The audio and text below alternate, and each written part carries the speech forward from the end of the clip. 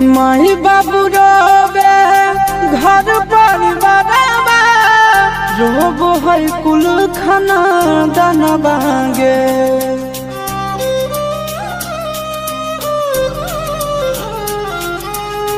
माई बाबू रोबे घर परिवार रोब है कुल खाना दाना बांगे।